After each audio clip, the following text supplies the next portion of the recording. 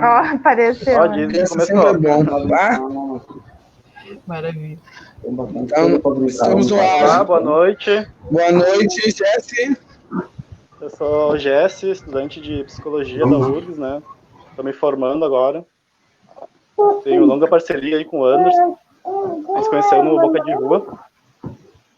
E ele me convidou para organizar as lives, assim, né? Não sei se tu pode só desligar o microfone ali. Ah, tá. Aí. E aí eu entrei nessa encaminhada, assim, achei super massa a ideia de ter lives organizadas pela população em situação de rua, né, pelo Anderson, que é esse outro lugar, assim, não é, digamos, o lugar do especialista, assim, da universidade, né, mas é o lugar de quem vivenciou mesmo as ruas e tem muita história para contar, assim, né. E todos os palestrantes que a gente vai ter nessas lives são convidadas dele, assim, né, e convidados. Então é algo muito diferencial, assim, comparado com outras lives que tratam da temática. Bom, eu deixo por aqui e passo a palavra para o Anderson.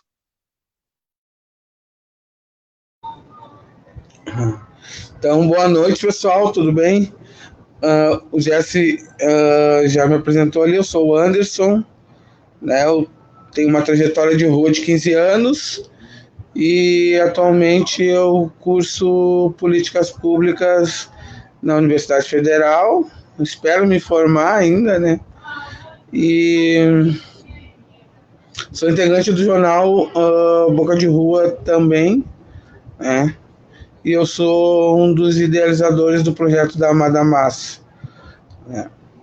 Então eu resolvi organizar essas lives porque eu moro aqui na Cidade Baixa, no centro de Porto Alegre, né, na região central, e eu comecei a observar que com a pandemia a galera não saiu da rua, né, que não estava tendo cuidado e como estava isso, assim, como estavam essas questões das políticas públicas em relação ao cuidado da galera da rua que eu não estava enxergando, né.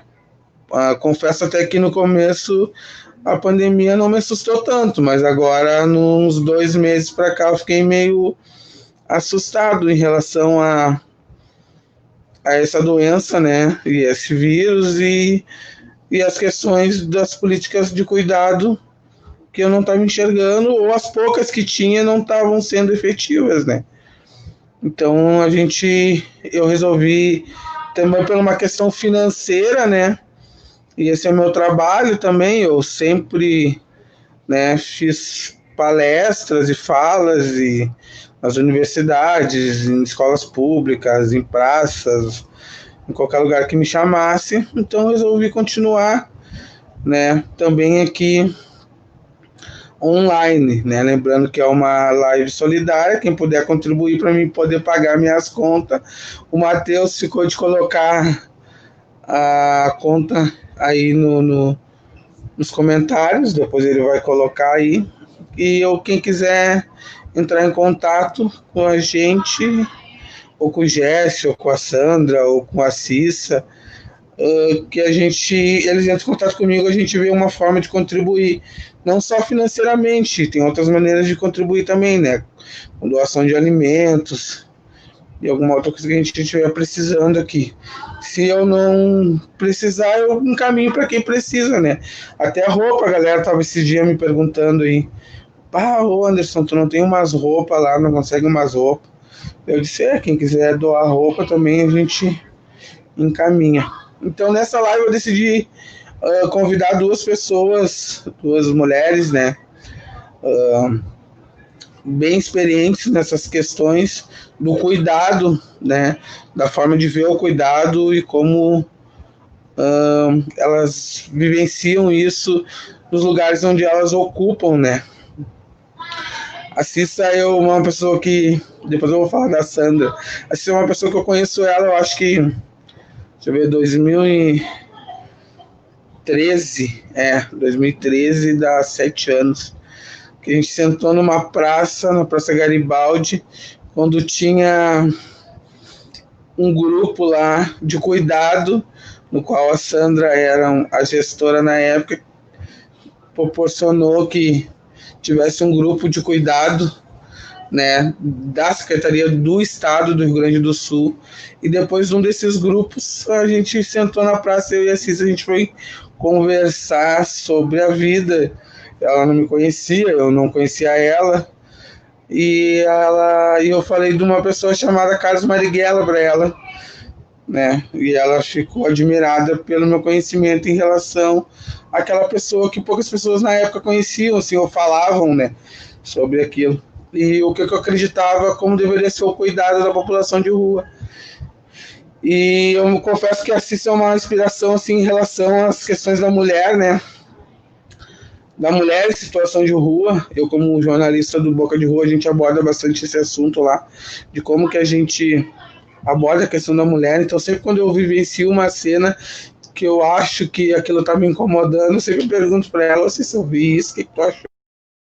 Isso, aquilo, e ela sempre me dá umas me faz refletir a respeito disso, que eu acho muito boas, porque as minhas referências são mulheres, é minha avó e minha mãe, então, de alguma forma, a mãe, se estiver me assistindo também, eu sei que ela está assistindo, né, eu queria mandar um abraço para minha mãe, que é uma referência, se alguém é feminista na prática, é a minha mãe, que nunca dependeu de homem, assim, que ela sempre fala isso, eu não dependo de homem para nada, nunca dependeu de homem para nada, então isso é uma coisa que eu me admiro. Então, na última live, a Cissa nos disparou uma pergunta, assim, falou sobre a questão do cuidado da mulher na rua, né, e o Boca de Rua também já fez muita reportagem sobre isso, em relação às mulheres, do cuidado delas, de ter filho na rua, de direito de ser cuidado ou não, né? Então, eu queria que a Cissa se apresentasse, falasse um pouquinho em relação a isso, né, Cissa?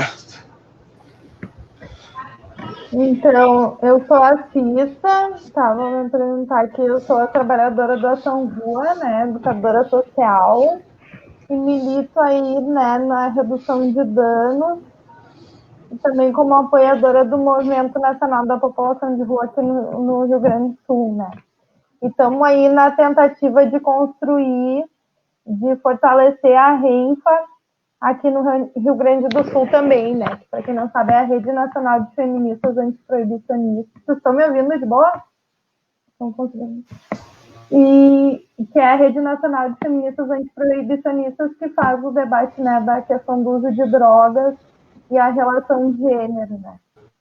Então, é isso, né? Acho que a forma como eu e o Anderson, a gente se conheceu, né, na Praça Garibaldi, falando de Marighella, foi só o início, assim, de uma parceria, né, de uma relação de amizade, assim, e que eu digo que eu tenho muito orgulho em falar que as minhas referências, né, assim, as pessoas que eu cito, assim, como referência, não é um autor que está lá numa biblioteca que eu não sei nem, né, tipo, qual é o cheiro da pessoa, quais são os sonhos dela, né, quais são enfim, o Anderson, para mim, é uma referência de teórico, prático da redução de danos que eu posso abraçar, né? Agora não, né? Mas que eu posso abraçar, que eu posso conversar, que eu posso chamar para ir para um bar para discutir redução de danos e políticas públicas, né? Então, já que não podemos fazer isso no momento, né? A gente faz uma live, né? Para trocar essas ideias. Mas em breve estaremos de volta às praças, sentando no chão, fazendo roda de conversa, né?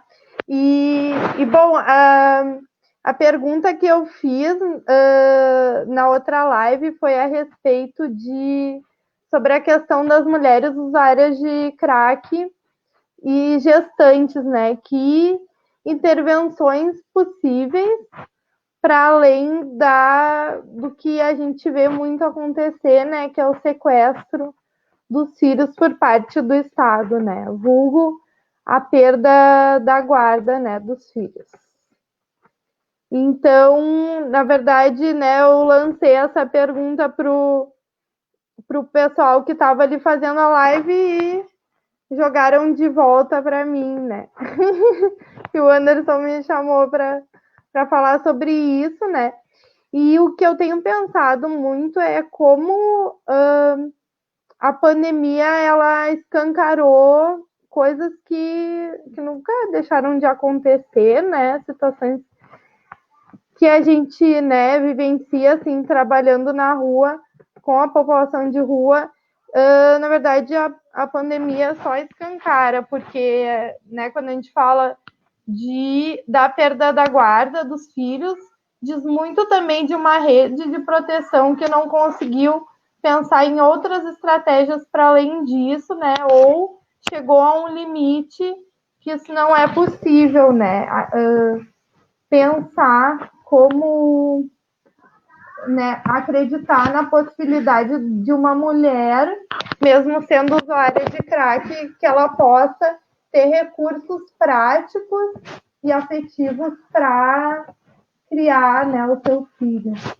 Então, a gente está falando de dificuldades dos acessos do serviço, de desigualdade social, de situações de racismo, né? Enfim, uma série de coisas assim. Oi.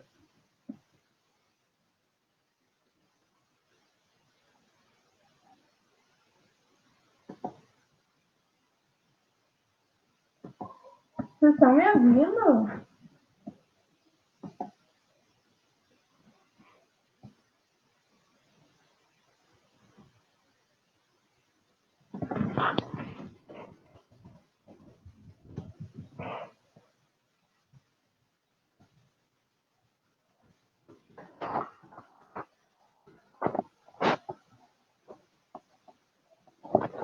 Eu não estou mais vendo você aqui, a louca.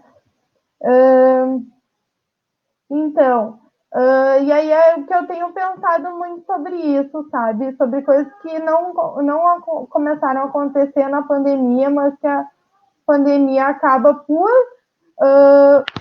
reforçar desigualdades, né? Acaba reforçando também dificuldades no acesso, né, às políticas públicas e, consequentemente, né, também a precarização dos serviços, né?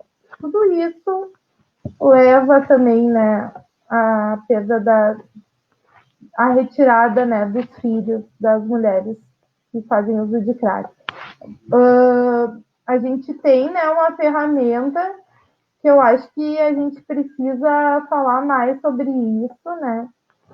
Que é, por exemplo, o abrigo de família, né? Que é um recurso que a gente tem na rede, que ele foi fechado e, né, foi reaberto agora, e a gente acaba tendo, assim, dificuldade de pensar de forma prática, seja, enfim, pela falta de vagas, uma série de coisas, assim, que, na verdade, a gente precisa estar discutindo com essas mulheres, né? Que alternativa para cada uma delas é viável, né?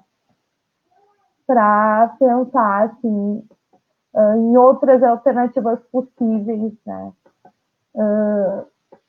Para que essas mulheres tenham o direito à maternidade, né? E, enfim, uma série de políticas que não cabem para as mulheres em situação de rua no que se refere a... Eu não gosto do termo, assim, violência doméstica, porque acho que ela não chega para as mulheres em situação de rua. A Lei Maria da Penha não chega para as mulheres em situação de rua, né?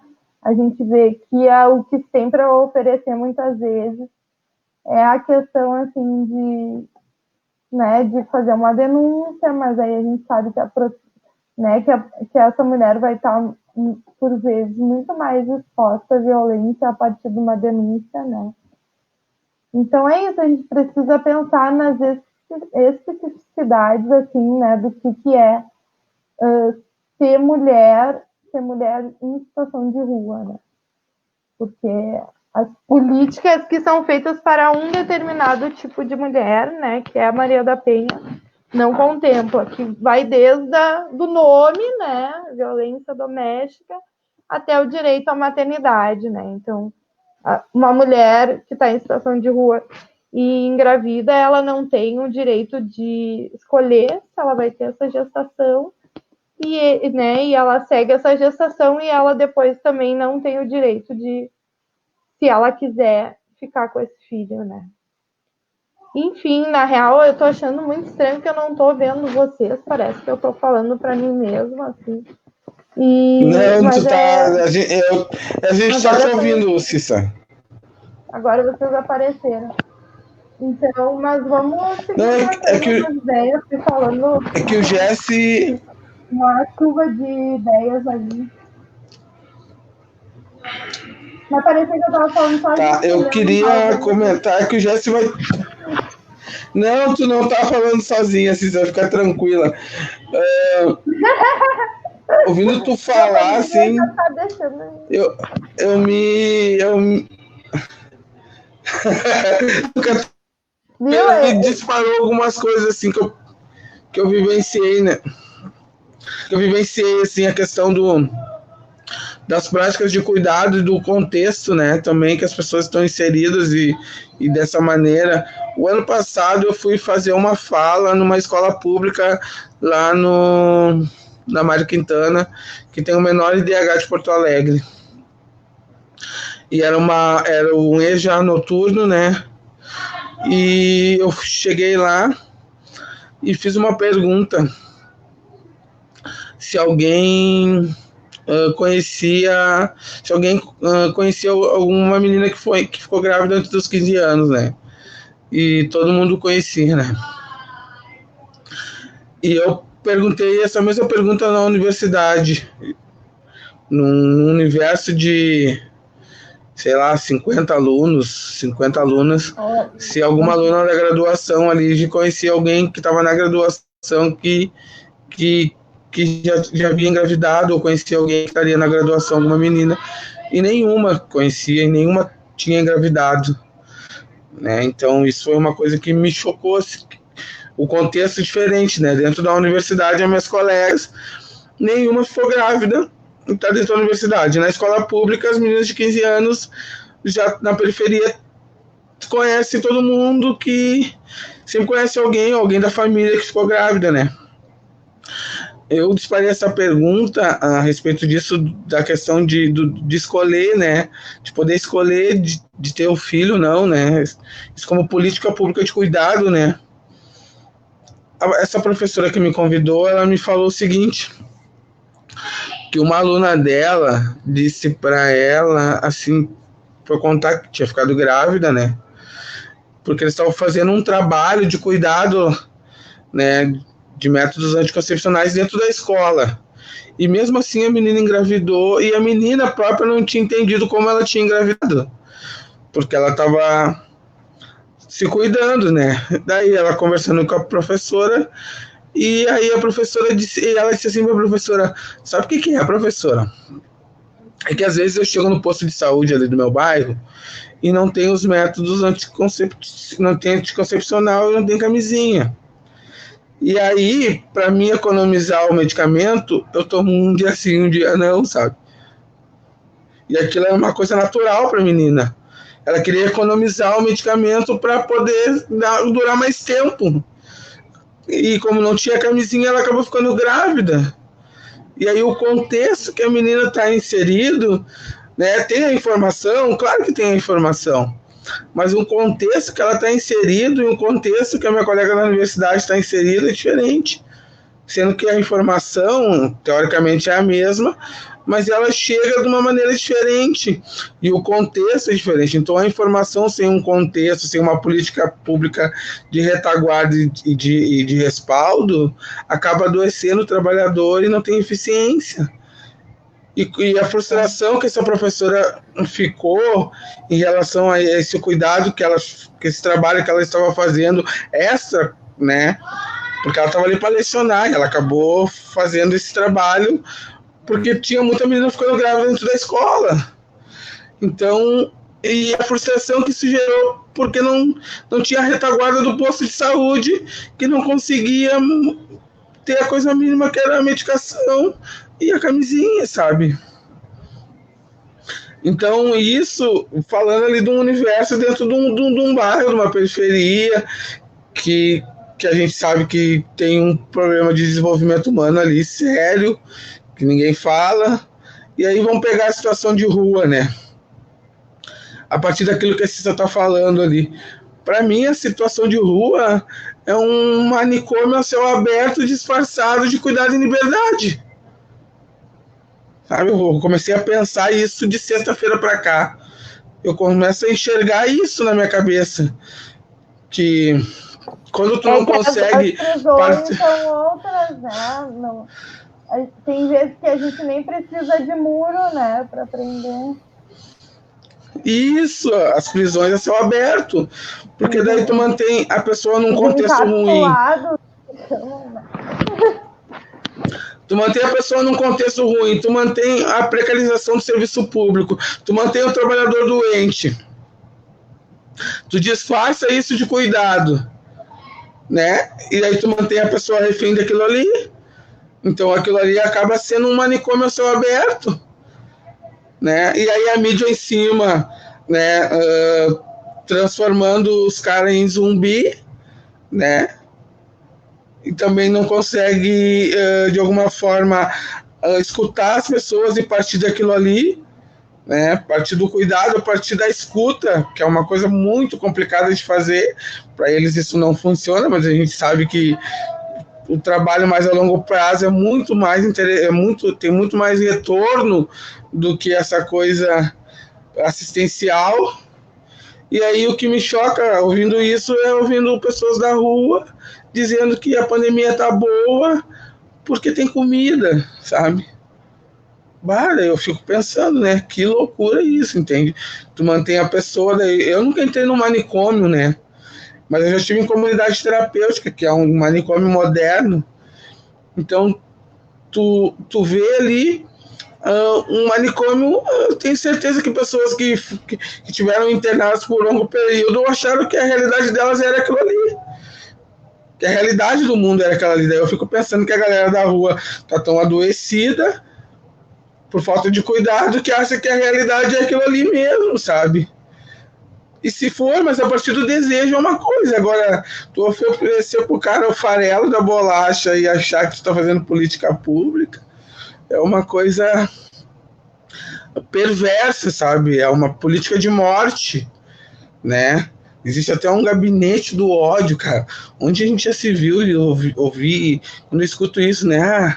Existe um gabinete do ódio na gestão atual, mas isso é aterrorizante, sabe? Pelo menos para mim é. Eu queria agora convidar a Sandra, né? Antes eu queria fazer um parênteses. Eu nem me lembro quando, eu acho que conheci a Sandra pela internet, né? Mas essa semana a gente estava conversando assim, e aí quando eu estava fazendo o folheto da live, eu não sou bom para fazer folheto, né? Mas enfim. E aí eu escrevi ali como eu enxergo ela, né? E ela disse que ficou feliz em ouvir aquilo e saber que é uma pessoa que é uma ativista do cuidado e liberdade. Isso é né? Eu reinventei esse termo também. Ativista do cuidado. Todos que estão aqui, né, hoje, e um monte de gente que está nos vendo aí, são ativistas do cuidado e liberdade. Isso é uma coisa que eu estou criando uns conceitos, Cissa. Daqui a pouco a universidade, eu vou ter que patentear esses conceitos, porque, né? Escreve o livro antes que alguém diga que inventou esse termo. Viu, o Jesse aí, ó, viu? O Jesse é o meu tá transcrevendo o meu livro, a gente está meio parado por... Ele que vai escrever a sua biografia. É, o Jesse, exatamente isso. Então, essa coisa do ativismo ao cuidado em liberdade, né? É uma coisa que a Sandra é uma referência para mim disso, né? Grande referência. Eu queria agradecer desde já, Sandra, a tua participação aqui, sabe? Para mim é um privilégio. Tive poucos na vida e esse é um. Hoje eu tô tendo um privilégio. Então, sabe que eu ando combatendo muito a palavra privilégio, né? Porque parece que privilégio são os nossos direitos, as nossas super-relações, e privilégio parece que é algo dispensável na nossa vida. A gente combate o privilégio, né? Que é causa, inclusive, de desigualdade. Então, eu não achei outra palavra, viu? Porque o que tem utilizado mesmo. Mas o jeito que tu me apresentaste e a foto que tu utilizaste, que é feito de lambe-lambe no encontro de Bauru de 30 anos, para mim é uma super, a minha mais completa tradução. Foi uma alegria. Eu vou incorporar essa tua apresentação no meu currículo, Porque e aí que cuidado é esse, né, Anderson, Cissa, Gessé e os demais que estão assistindo? Porque como tu disseste, estar na rua não é necessariamente liberdade, ao contrário. E também desde que tu me convidaste, né, Anderson, vem o tema eu tô com redução de danos e na pandemia. E a questão da redução de danos, eu gosto muito da questão da redução de danos, porque também acho que é uma política e uma proposta, né, que é mais uma política, é um conceito e uma proposta que mais se aproximam do humano. Nós somos uma obra bem mal acabada, com muitos problemas, os humanos, homens, mulheres, etc., e que passamos a vida toda, né, tentando ir melhorando, nos acertando, quais são as nossas interdependências, fazendo a nossa vida, achando caminhos e tal, como é que a gente se acha, como é que o outro acha a gente, e nesta relação se constituindo, fazendo coletivos, né? E a redução de danos diz claramente, olha, a gente não é tudo isso. A gente tem alguns objetivos que a gente pode se melhorar na vida. Então, a redução de danos, ela dialoga com o que nós temos humano, com as nossas insuficiências e com as nossas potências e possibilidades na aposta da vida. Então, realmente é algo que nós precisamos pensar sobre como que eu posso fazer para melhorar a minha vida e a vida dos demais, né? Ou não piorar a vida dos demais. Como política pública, eu conheci a redução de danos, vocês me conhecessem pela internet, daqui a pouco ele vai dizer o ano, eu imagino que é bem antes de 2013, mas tudo bem, né? Mas a redução de danos eu conheci lá na década de 90, né? Com o tema do HIV, quando começou o HIV, e no Brasil, quem implanta essa política como política pública é Santos, né? Com a Thelma como prefeito e o Davi Capistrano como secretário de saúde, né? Sanitarista, comunista, depois petista, né? A Thelma era petista. Então, assim, de trabalhar o quê? Então, o HIV/AIDS tem uma situação limite que diz ou vai morrer, né? Ou se faz alguma coisa, naquela época, né? Então, disse, não, antes a vida, é uma aposta da vida, nós estávamos falando da morte antes, é uma aposta na vida. Olha, cara, parar a droga, as pessoas não iam parar de usar droga, a droga injetável, iam se contagiar e iam morrer por HIV/AIDS. Bom, o que mais importa eticamente é manter a vida. Então, faça uma negociação com quem, vamos reduzir danos, troca seringa. As pessoas vão continuar usando droga, então que pelo menos cada um use a sua seringa, e com isso não se contagie. Então, vocês imaginam um governo municipal e faz uma política pública nessa direção. Então, acaba com a hipocrisia, e a Cissa é da frente, né, antiproibicionista, acaba com essa hipocrisia em relação ao uso de drogas. As pessoas usam drogas. O HIV/AIDS, assim como agora a pandemia expõe um monte de insuficiências, nossa brutal desigualdade social, econômica, que vocês já falaram nesse momento, e que tem consequências do ponto de vista subjetivo de cada um estar no mundo e das relações. Então, na década de 90, com HIV/AIDS, cai a máscara sobre a questão do uso de drogas, e é preciso intervir aí em relação à vida, e encontra governos e trabalhadores dispostos a implementar, e surge então a política de redução de danos. E quem são os melhores redutores de danos? Aqueles que fazem uso de drogas, que já usaram, que já conseguiram reduzir esse dano, e estes vão ser contratados para trabalhar nessa direção. Então não é uma política qualquer em relação ao cuidado das pessoas e a ética do cuidado, em liberdade, e não aprisionando, não excluindo ou deixando matar. Se preservou vidas com essa política. Teve repercussão, e isso foi utilizado internacionalmente, já era utilizado internacionalmente, introduzido em São Paulo, no Brasil, e aqui em Porto Alegre eu tive a possibilidade, em 2003, 2004, enquanto secretária de saúde, também era uma das experiências mais efervescentes, criativas da redução de danos aqui em Porto Alegre. E mesmo assim, dentro de uma política de um governo popular e democrático. Por isso que eu lembro de você, eu gosto de lidar com as nossas contradições, porque a dos outros a gente já conhece. Os que são contra as pessoas que querem matar, a gente já conhece e tem que combater e resistir. Mas mesmo entre nós, a gente também tem que ir atrás das nossas incoerências, né? Então, quem é que a gente não está atendendo? Qual é o lugar que as pessoas ocupam? Então, por exemplo, uma das coisas, quando eu cheguei lá no gabinete, o pessoal do... Quem é que não consegue agenda com secretários?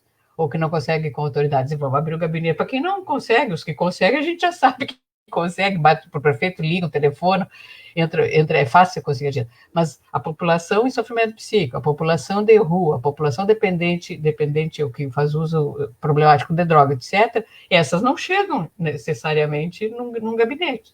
Então, isso eu aprendi. E você sabe que eu tive muitos anos de gestão e gosto da gestão, e digo que era um dos esportes radicais que eu gosto de praticar, a gestão. Né? Agora eu estou afastada.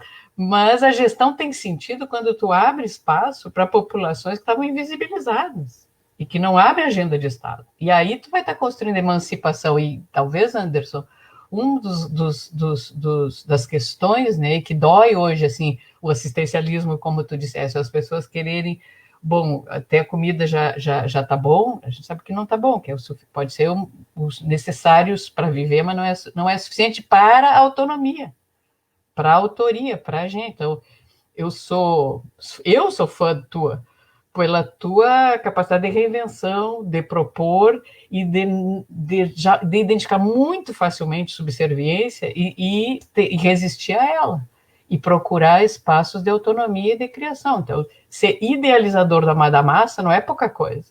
Se identificar como jornalista do boca de rua não é de quem construiu uma trajetória. Então, poder, entre ter a informação ou entre ter o desconforto do sofrimento, né, da exclusão e da inclusão, e construir uma trajetória de autonomia, tem muito para percorrer. Bota mãe e vó nessa história, mas tem muito tu que conseguiste chegar a esse protagonismo. Então, na gestão, se a gente puder abrir espaços, né, para a população invisibilizadas, ou que são excluídas, esse é o nosso sentido efetivo para ter uma gestão pública efetivamente com participação e com cuidado e liberdade, que eu estava dizendo uma das experiências. Em 2003, quando eu cheguei na Secretaria de Porto Alegre, o carro que o pessoal da redução de danos utilizava era uma Kombi horrorosa, que passava frio e que ele não subia morro direito. E o melhor carro que tinha sido adquirido, um dos melhores carros, que era uma van, que tinha sido adquirido com o recurso do HIV/AIDS, estava no gabinete do secretário. Nossa primeira coisa foi inverter essa situação, né? Então, que é uma contradição no desenvolvimento de um governo, mesmo um governo popular. Então, ter pressão da população, dos próprios interessados, e ter voz para falar, é que pode combater diariamente, construir diariamente esse cuidado em liberdade. O pessoal tinha ganhado um troféu por uma das melhores experiências exitosas da redução de danos, e eles não tinham tido acesso a não estava na sede do trabalho deles, que eles almejavam. Para o secretário mostrar que tinha uma experiência ali, era importante, mas não tinha o mesmo significado de quem tinha feito ali no dia a dia o seu trabalho, subir as quebradas às 11 da noite e conversar e fazer o tete-a-tete. Então, eu fiz uma reentrega do troféu para o pessoal dos redutores de danos da época. Bom, isso para dizer que eu acho que numa live é bom a gente ir contando a história, e como não está dado pelo fato de ter, por exemplo, estabelecido uma política de redução de dano, que então já se conseguiu conquistar cuidado, liberdade, dignidade, autonomia, horizontalidade nas relações. A gente precisa construir.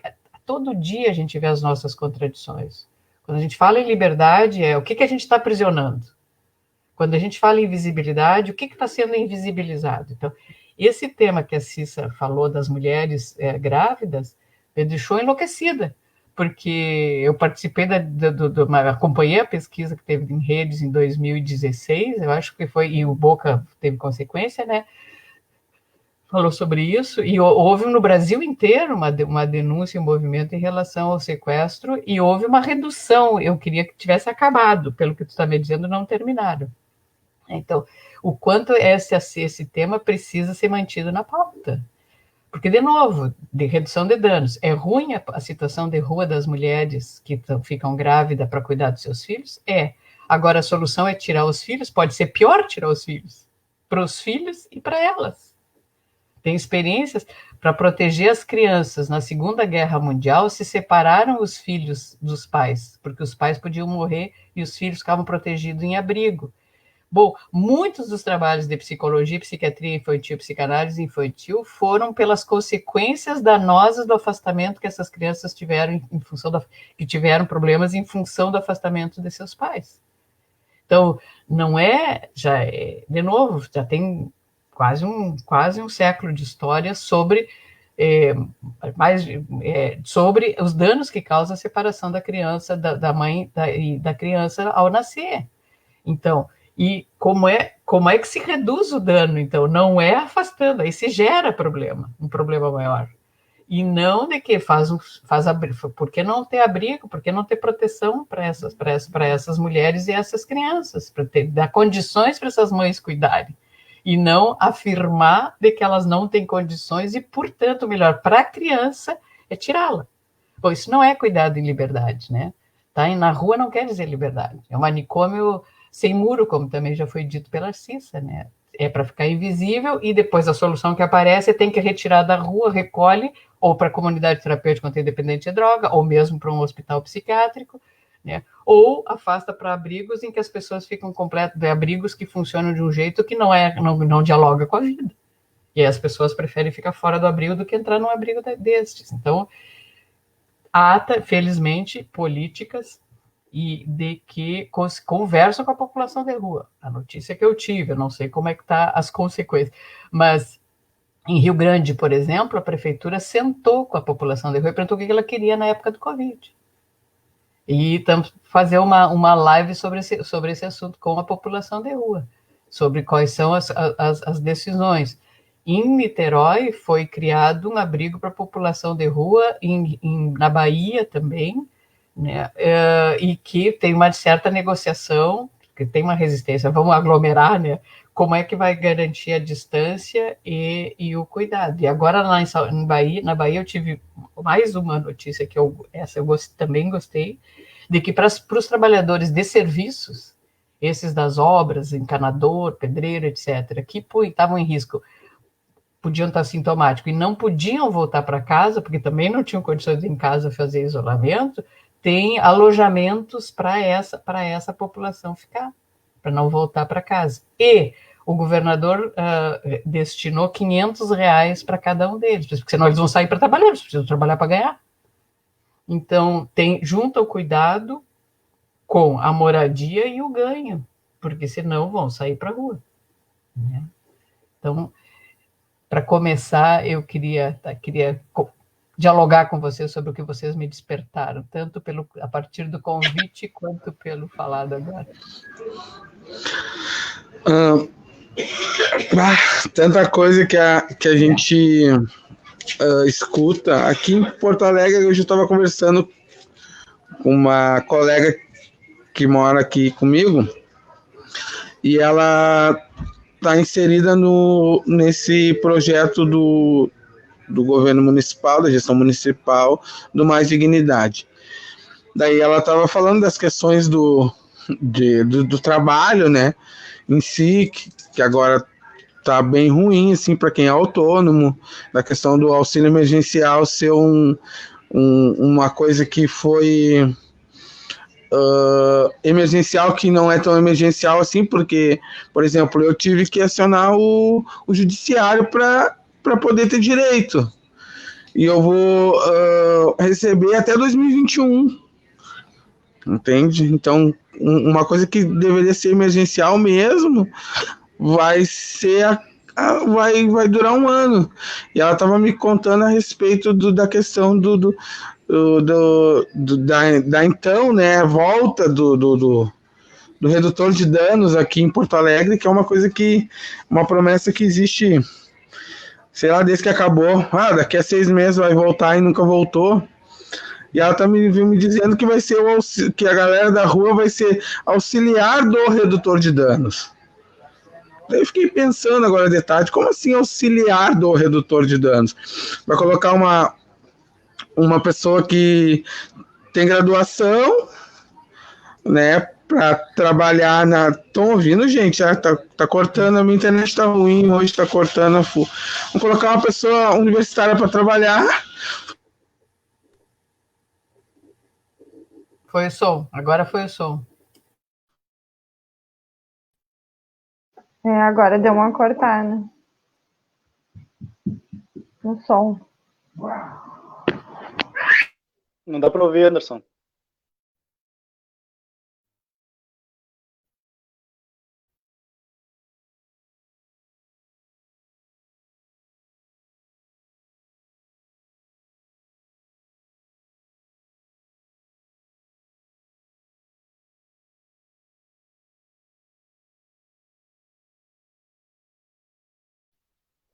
Eu acho que tá mudo teu microfone. O Anderson tá sem som aí.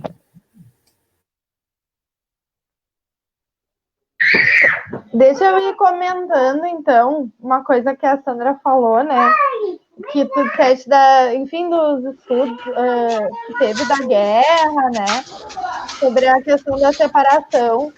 A gente olha, na verdade, assim, essa questão da perda da guarda, para mim, o que eu discuto, quanto isso é um problema transgeracional, né? E se a gente for um pouquinho lá para trás, na história, a gente vai ver a origem disso na escravidão, né? E o quanto, enfim, né, as pessoas foram impedidas de criar os seus filhos e que isso segue sendo uma reprodução aperfeiçoada disso, né?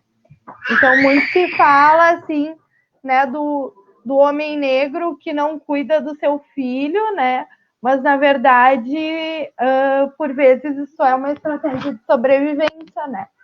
Ou a mulher, né, que não faz o seu pré-natal como deveria, né? E o quanto isso tem a ver com lidar com uma futura frustração, né?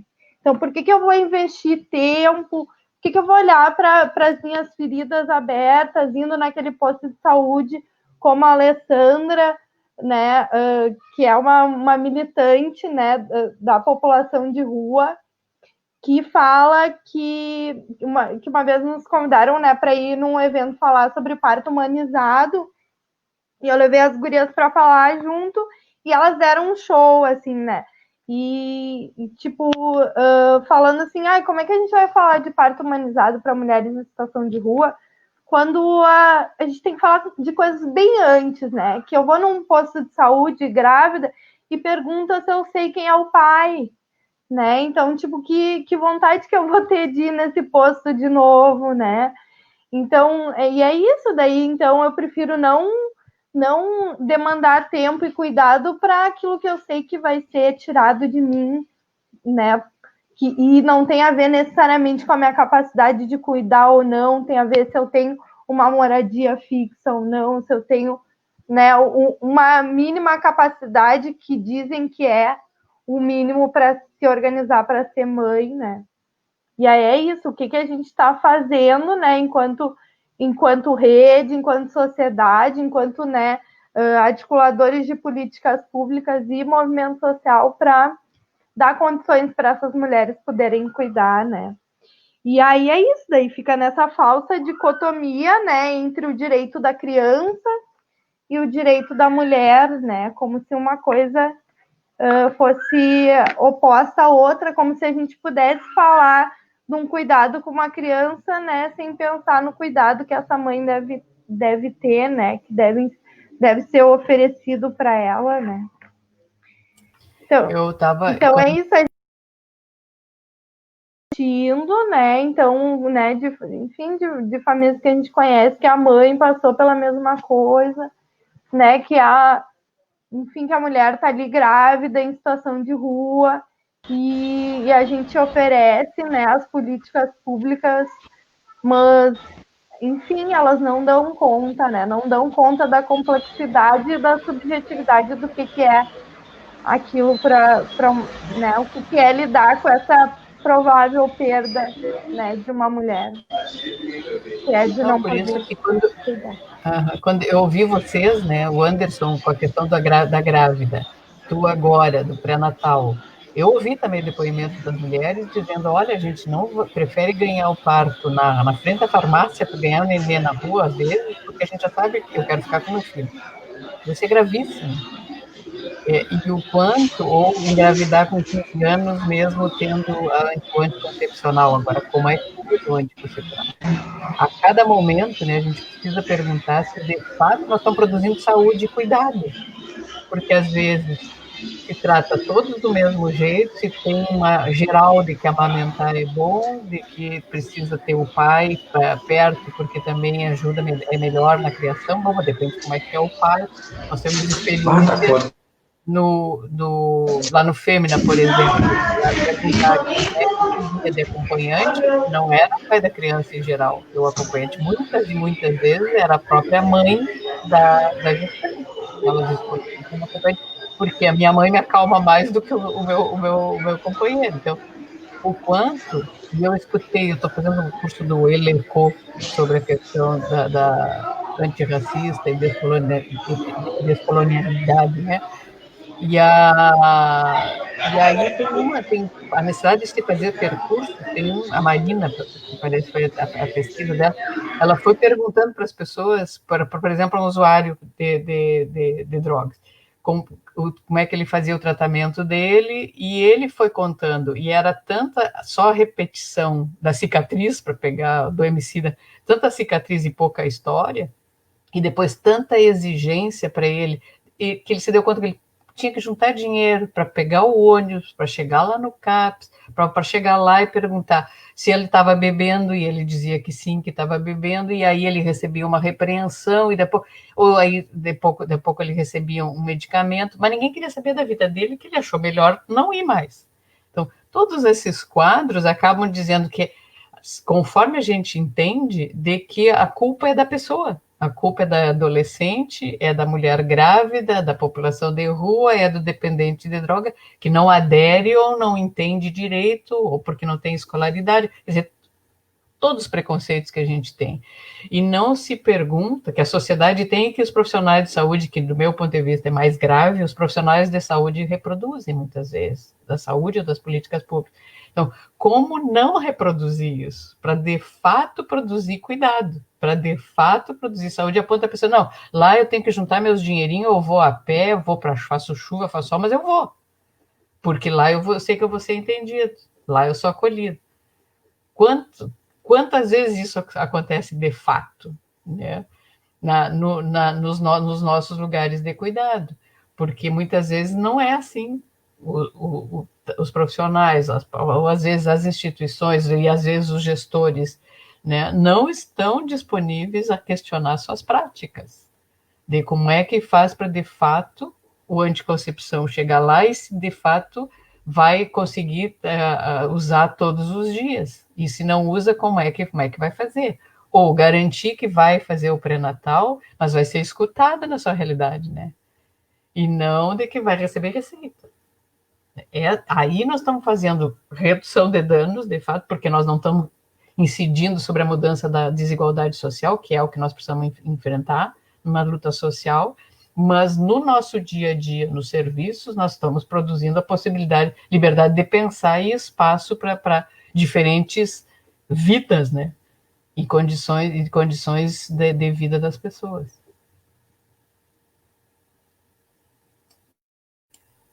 Então, as rodas da praça foi uma alegria, viu? Da Praça Garibaldi. Vários convites eu recebi para ir nas rodas.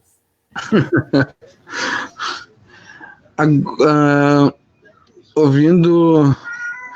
A minha internet estava ruim, tive que trocar de rede, agora eu acho que tá. Estão ouvindo, gente? Estão ouvindo? Então, tá. Porque... tá, sim. Falando em desigualdade social, esse abismo que tem, né, na questão da desigualdade social, uma coisa louca, né? Eu fico pensando, às vezes, numa música do Racionais, né?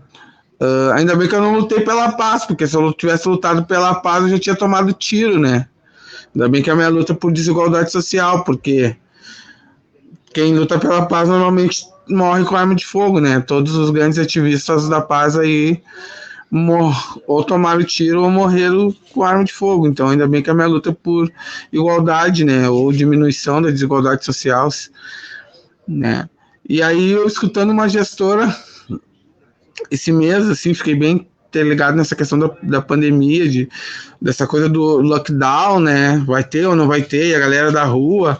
Eu me lembro ano passado que a gente fez uma reportagem quando o Internacional e o Grêmio se uniram para acolher a galera da rua lá no Beira-Rio. A gente soltou uma manchete, né? População de rua ganha um dia de Cinderela. Porque foi aquilo, né? Um dia de Cinderela. Aí no outro dia de manhã todos viraram abóbora, sabe? Porque não resolveu, né? Daí tira foto com os jogadores, o jogador faz doação de abrigo, agasalho do Inter de 300, 400 reais, que a gente sabe que vai, por outras necessidades, virar moeda. Eu também, se eu ganho um abrigo do D'Alessandro, eu vou vender o abrigo na hora, porque eu estou precisando de grana no momento, não estou precisando do abrigo do D'Alessandro, entende? Então a gente fica pensando...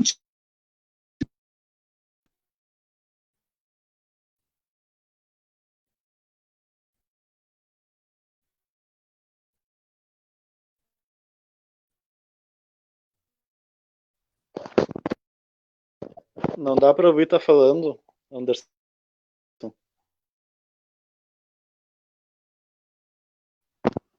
Agora teu microfone tá desligado. Deu? Estão ouvindo? Tá?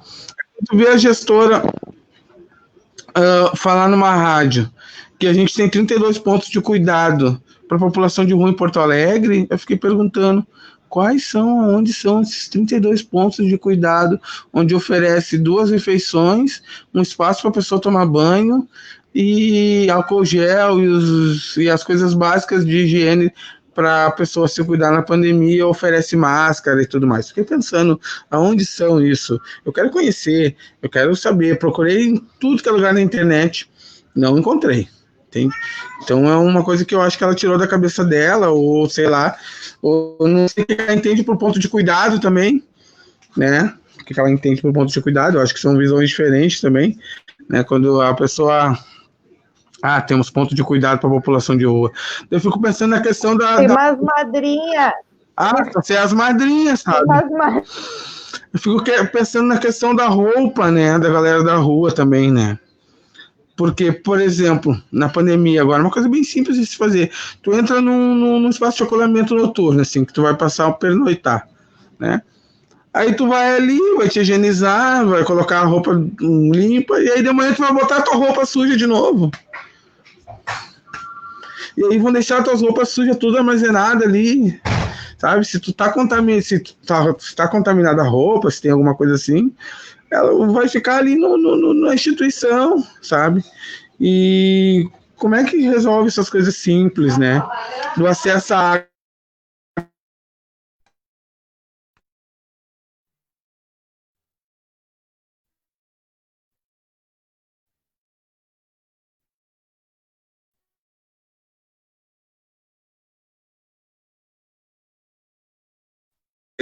Aí. Tá mudo teu microfone eu de sei, novo. ele tá. Não sei o que tá acontecendo. Tá, mas eu acho que o cuidado ele é simples, sabe, nessas questões. Ninguém quer um hotel, ir pro hotel 5 estrelas, ninguém quer ir pro Sheraton Hotel. Não, mas eu acho que as pessoas têm que proporcionar, a partir da escuta nas ruas, dar um mínimo de dignidade pra galera. Entendeu? Porque tu acaba deixando eles tão adoecidos que eles não têm mais a consciência de que aquilo... Isso tá me incomodando muito. Eu saio daqui da minha casa para ir no mercado, que fica nem a 100 metros. Eu vejo no mínimo, assim, ó, uma hora eu vou contar, 30 pessoas dormindo nas marquises. 30 pessoas, sabe? Daqui até ali o mercado que dá 100 metros. Então, na cidade inteira, né? O meu anseio em relação a esse cuidado. Eu consegui ter acesso a algumas mínimas políticas de cuidado, de educação, constituir uma rede, sei lá, porque eu consigo ter acesso à informação. E a galera que não tem acesso, a galera que não consegue acessar essas políticas de cuidado, por mínima que seja, que não tem, né? A gente vê um escândalo atrás da outra na Fundação de Assistência, que é uma coisa horrível, assim, de ver. E eu fico pensando, esse dia eu fui na farmácia e precisei comprar uma máscara, e custava R$2, tá? Comprei a máscara. E depois eu comprei a máscara e fiquei pensando, daqui a 3 anos vai ter uma CPI da máscara, sabe? Porque de tanto desvio de verba pública na questão da pandemia, de ter um orçamento de guerra, de não cuidar de ninguém, essa grana aí tá. O próprio prefeito saiu uma notícia ontem que ele recebeu sexta-feira na Câmara mais um processo de impeachment em relação a pegar o grana que era para investir em cuidado e investir em publicidade. Entende? Daí eu fico pensando assim, o cara tá promovendo um cuidado que só existe na cabeça dele. Sabe? Falando mais assim da questão do Estado. Eu prefiro. Ainda bem que eu tomei uma consciência anarquista da prática, que eu prefiro muito mais recorrer às redes informais ou não governamentais, né? Essas instituições não governamentais que eu acho que funcionam muito mais na prática do que as instituições do próprio Estado. Porque parece que o Estado sempre tem que fazer um acordo para a coisa funcionar. Sempre a corda tem que ceder de um lado. Eu acho isso perverso. Olhei o exemplo, por exemplo, da Europa na pandemia. Né, eu nunca estive lá, então, pelo que eu pesquisei, assim, teve o auxílio emergencial num país, eu não me lembro se foi na Espanha ou na França, que foi 30 mil euros, sabe? Foi uma parcela só, mas foi 30. Claro, é um país menor e tal, mas enfim, aqui foi 5 parcelas de R$600, que dá 3 mil reais, foi 10% do valor, assim, se fosse proporcional. E igual os caras, em vez de pagar na pandemia, os caras vão pagar em 1 ano, sabe? E aí eles estão criando essa falta de cuidado, assim, e aí quando tu vê que eles vão nas grandes mídias falar a respeito disso, eles falam como se tivesse tudo bom, tudo bem, tá tudo acontecendo. Só que não tá acontecendo, porque a galera mais vulnerável é a que está sofrendo mais. A pandemia atingiu a classe média de tal forma que a classe média também, de uma forma, perdeu o poder aquisitivo, né? A gente vê o comércio de pequeno porte, que era gerenciado pela classe média, porque o vulnerável ele não é pequeno comércio, como é que se chama? É empreendedor. O pobre é empreendedor, a classe média é empresário, pequeno empresário. Sempre se cria esses termos, né? Que eu acho, sei lá, um pobre não pode ser empresário, ele tem que ser empreendedor, é diferente. Então as pessoas criam uns termos assim de rótulos. Então a gente vê que a classe média, de alguma forma, foi atingida por não ter mais acesso a essas coisas que eles tinham. E também eles sentiram como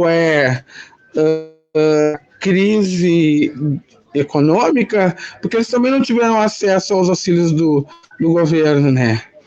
Entendeu? Essa coisa do trabalhador que foi demitido dos acordos, isso é um irreversível, eu acredito, na pessoa, sabe? Como que de alguma forma vão resolver, e isso vai produzir muito mais situação de rua, né? A gente vai ver agora, em 2021, um aumento considerável, muito considerável, na questão da galera ir para a rua mesmo, sabe? Porque vai sobrar como alternativa de moradia a situação de rua. A gente vê nos países ditos de primeiro mundo rico aí, Estados Unidos aumentou muito a situação de rua, sabe? E a gente aqui no Brasil, a gente está tentando camuflar isso de alguma forma, mas vai aparecer ainda, muito. Então a gente que... Posso Pode falar? Então, olha só. Pode.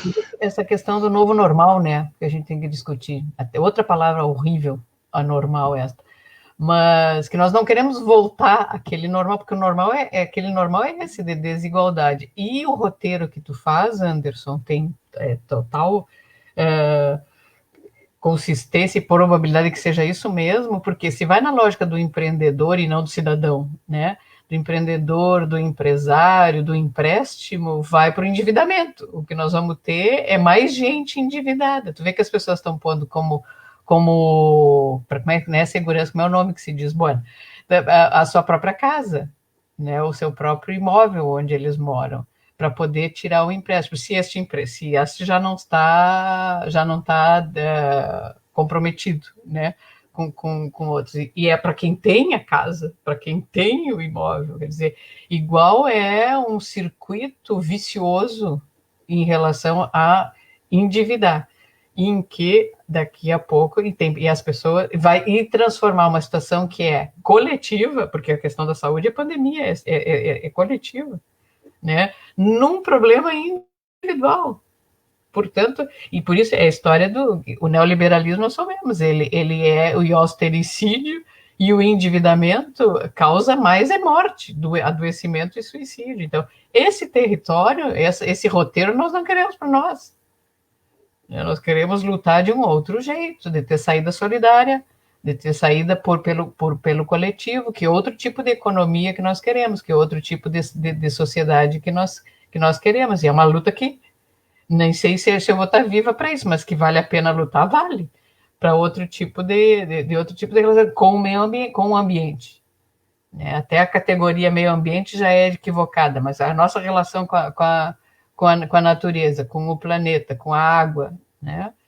E com o trabalho a mesma coisa, e com o modo de se relacionar na vida. Então, aí, essa é a luta que vale a pena, senão não tem sentido. Nós vamos o novo normal vai ser, bem, vacinado até a próxima epidemia, né? E um monte de gente endividada em sofrimento.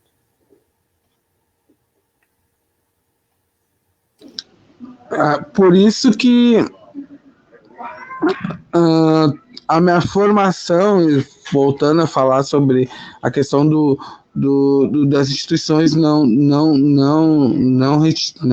mantidas pelo Estado, por isso que a minha formação foi dentro do movimento social, sabe? Muito mais nessa transformação a partir do movimento social, a tal revolução do proletariado falada pelos grandes teóricos. Eu acho que essa é a revolução dos movimentos sociais, sabe? E ela já aconteceu, já está.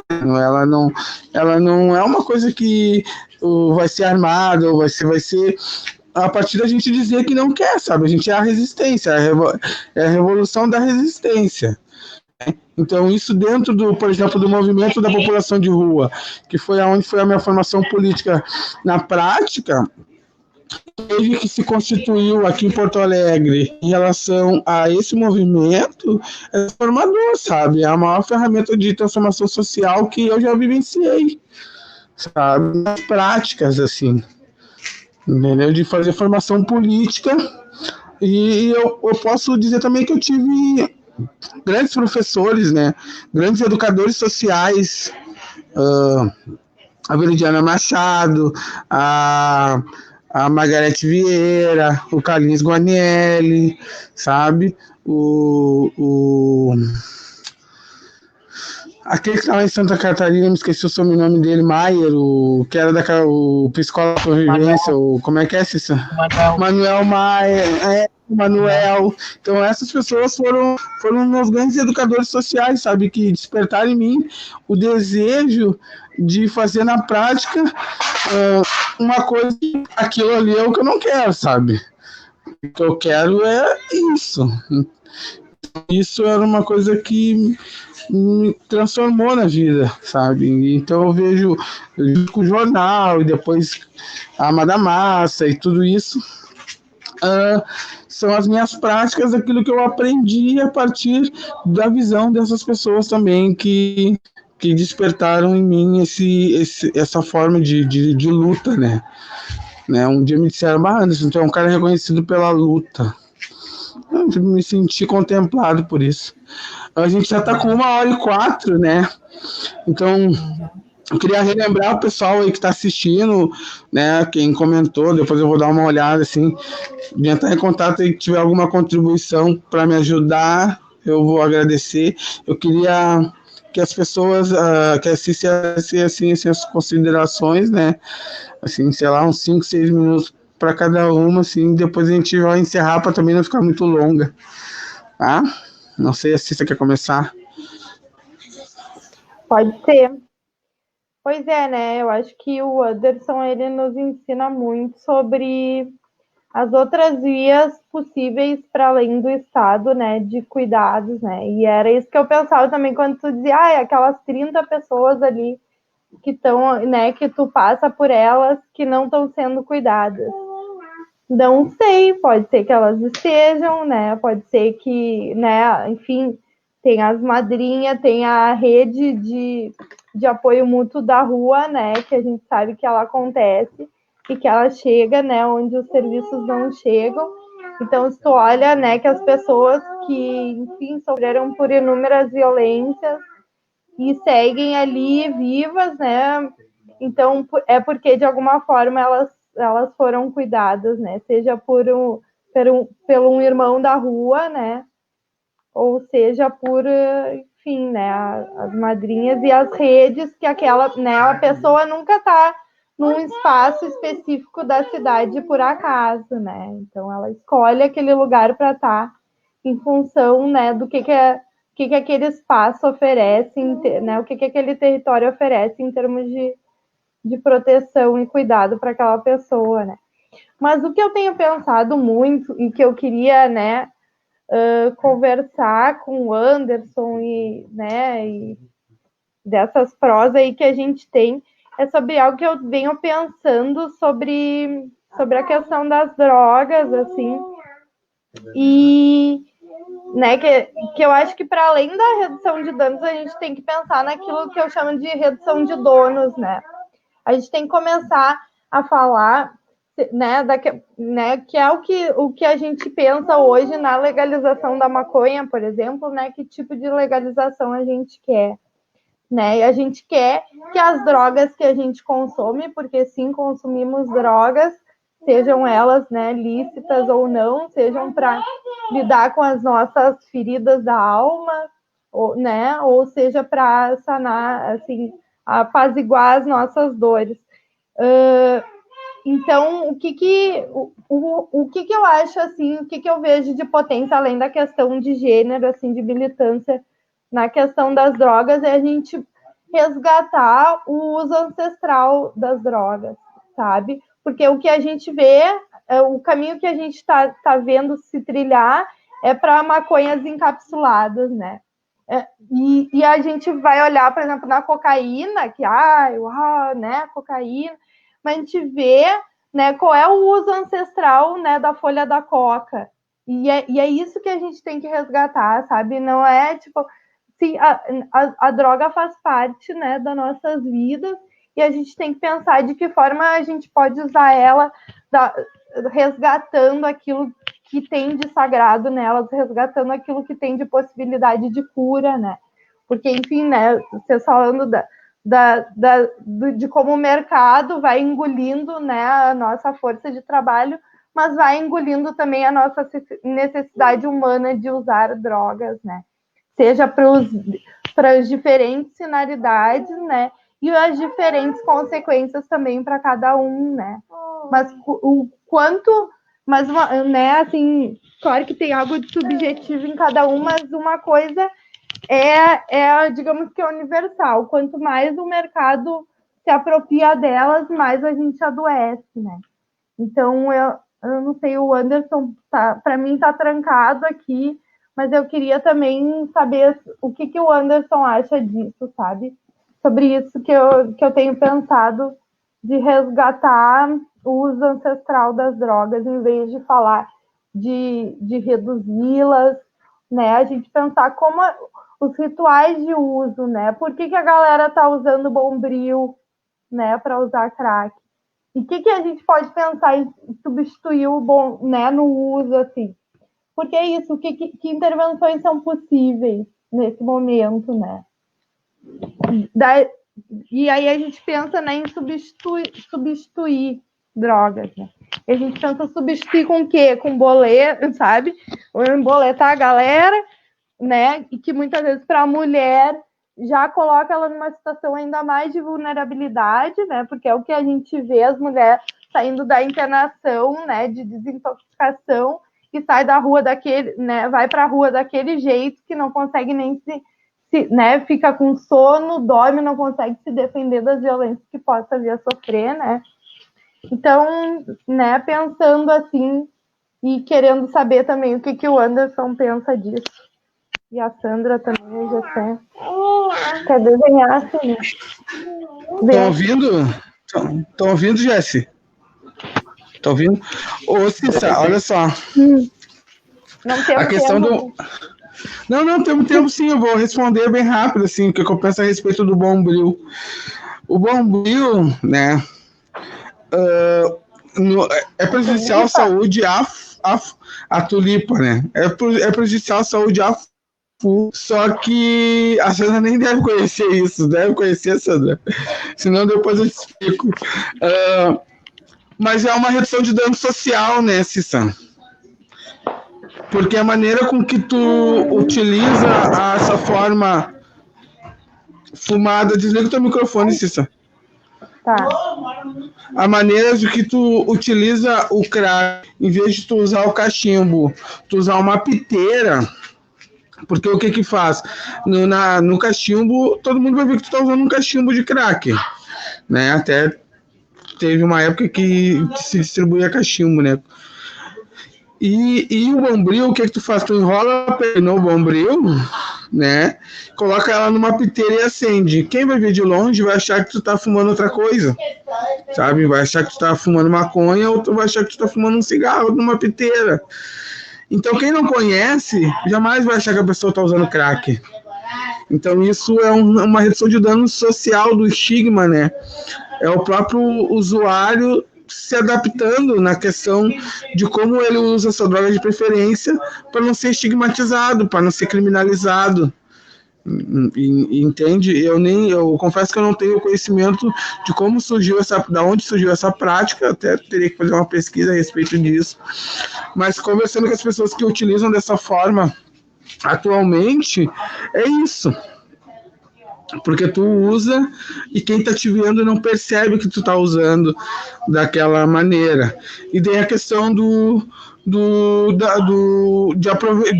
digo aproveitamento, sei lá, o consumo.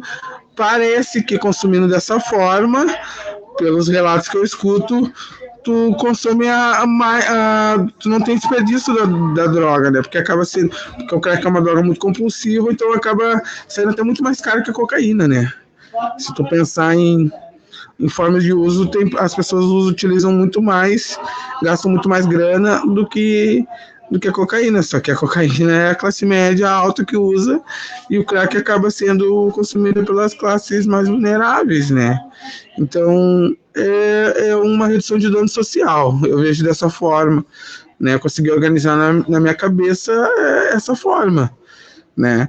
Então, como que a gente vai... Não digo combater, é levar informação, né? E de qualquer forma, de que as pessoas não compartilhem as piteiras e tal, né? Mas eu não sei como é que se o aço também sublima, né? Tem a questão da questão de acender o bombril. Eu me lembro do bombril da minha infância, né? De acender o bombril e sair gerando, né? Mas enfim, como a pessoa fumar aquela fumaça ali, vamos ter que fazer uma pesquisa para realmente saber qual é o dano real, mas os relatos que eu já ouvi, assim, é de as pessoas engolirem, sabe? Colocarem menos quantidade de bombril e aí a piteira vazar e tu engolir, ou o bombril queimar dentro da tua boca e tu queimar toda a boca. Então isso são coisas que aconteceram com os relatos que eu já ouvi, mas mesmo assim, mesmo correndo esse risco, né, o risco do estigma social ainda permanece na cabeça das pessoas, na piteira ninguém percebe que eu estou usando. Então, isso até eu e o Matheus estava tentando, antes da pandemia, organizar um artigo para escrever um artigo sobre isso, né? Sobre o histórico do uso do crack aqui em Porto Alegre, como começou, né? Como é que se usava e como é que se usa agora, né?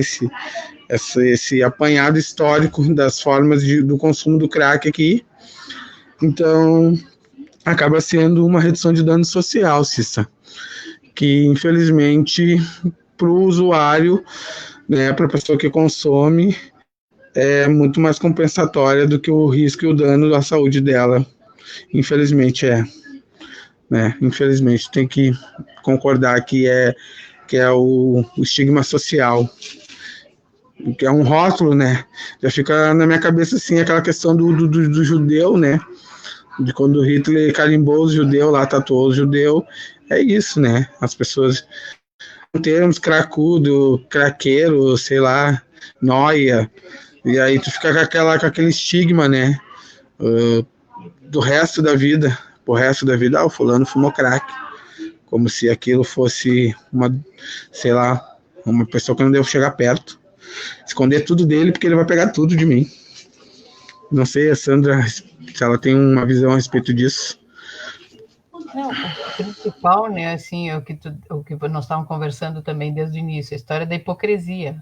A sociedade e os humanos usam drogas. Então, não é não falar e proibir, porque se proibir vai acontecer esse tipo de coisa. As pessoas se defendem entre ficar estigmatizada e ter um alívio social, é boa essa da redução social, mas ela vai continuar usando droga. E qual o melhor modo de usar droga? É se detonando ou um pouco na direção do que a Cissa traz, tem temas na cultura, coletivo, em rituais, não tem os mesmos danos que tem hoje na sociedade e discriminatórios como hoje existem. E a outra é que tem uso de drogas hoje, se tu estás falando do Bombril em relação ao crack, a quantidade de drogas sintéticas que hoje o povo tem acesso. Então tem muito. Quem é que consegue ficar numa rave horas e horas e horas dançando? Nenhum corpo humano está programado para isso, a não ser com droga.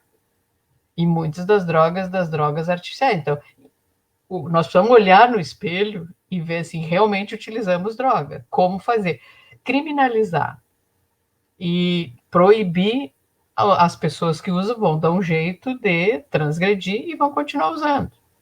Então, o que o Mujica disse quando tem a liberação de maconha no Uruguai? Ele disse, olha, eu não sei qual é a solução melhor, mas o que eu sei é que como nós estamos, nós não podemos continuar.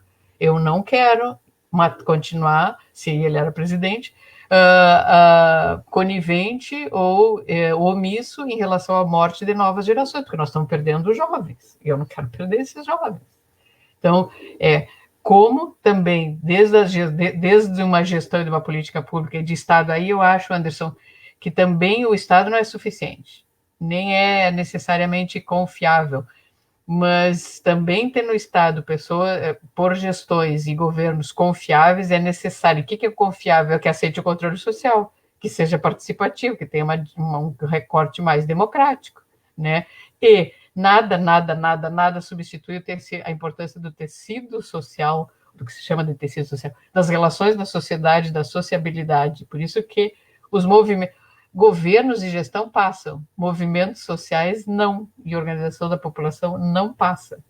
E, por fim, eu saúdo o movimento de rua, que foi um dos primeiros documentos que eu li, que eu recebi, foi as reivindicações da população de rua aos governantes, inclusive para o governo municipal, sobre o que precisavam para se proteger na Covid. E mal foram escutados e, quando implementados, igual não foram contemplados e alguns serviços foram fechados em plena pandemia. Um abraço para todos vocês.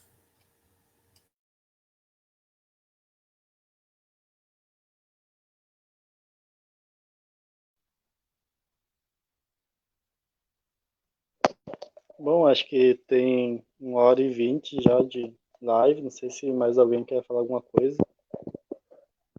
Tu tá ouvindo, Anderson?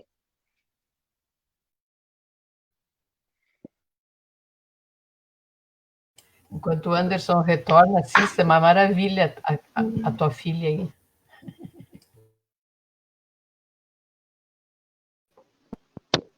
Bom, mas já que a Cissa pediu a minha opinião, né?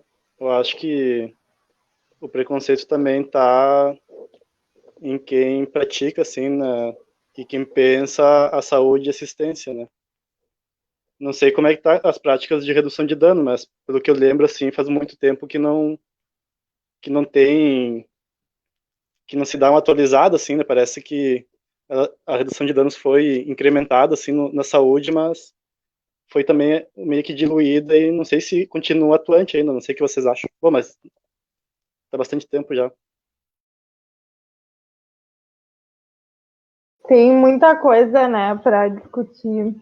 É pouco tempo para muito assunto. Eu queria mandar um beijo pro Tinga, que eu tô vendo os comentários dele ali. E vou dizer que é isso, né?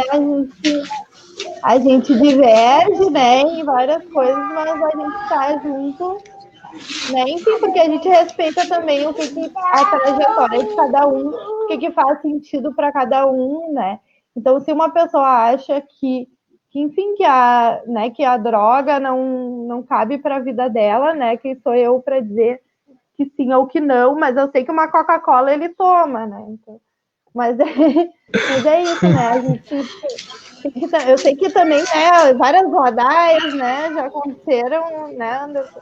Mas é isso, a gente tem que respeitar o que faz sentido para cada um, né?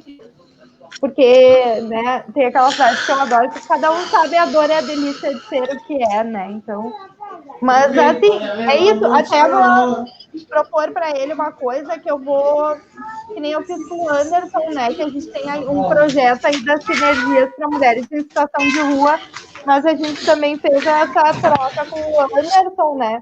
E eu vou provar, né? Vou também propor isso para o Tinga, para ele usar as minhas drogas, né? Porque, não, na verdade, até a companheira dele, são sinergias que pensam, que é justamente isso que eu estava falando, né? Da gente ter acesso àquilo que procuravam, né, as que vieram antes da gente poder tomar poder disso, né? E utilizar isso a nosso favor, né? Porque, enfim, né, como eu disse antes, as boletas estão aí, né, para dizer que amigo, vamos trazer a cura, mas, enfim, o que eu acredito e defendo que tem outras possibilidades que a gente tem que estar se apropriando delas, né?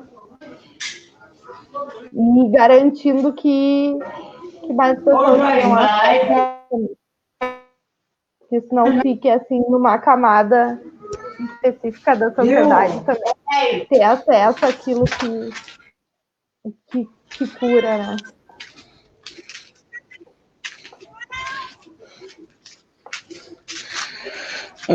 Estão ouvindo, gente? Então, desce aí. Estão ouvindo? Pode falar. Estão ouvindo? Tá. Deixa eu pegar um ângulo aqui da luz. Isso. Minha internet estava horrível hoje, né? Esse tempo, sei lá. Então tive que, de alguma forma, sair algumas vezes. Estão ouvindo? Travou de novo. Eu queria agradecer, né, para encerrar, assim, o Gerson, que é o meu parceiro aí o meu personal, né? Meu personal Tabajara aí, personal Tabajara. Queria agradecer a Sandra, né? Essa presença aí.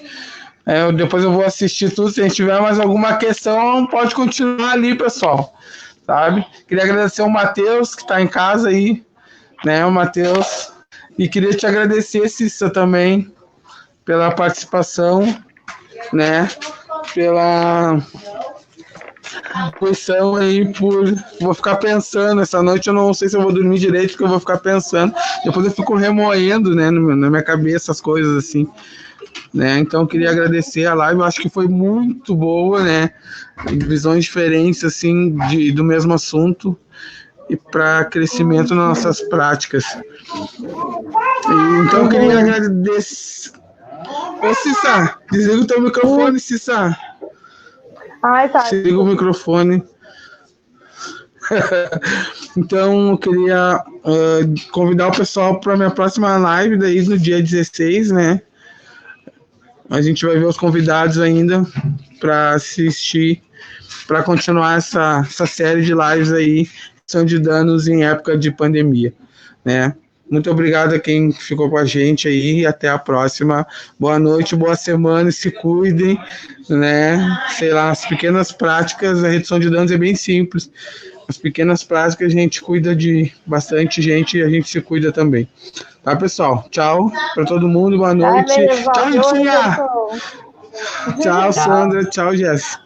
Valeu, tchau. Tchau, boa noite. Valeu. Boa noite.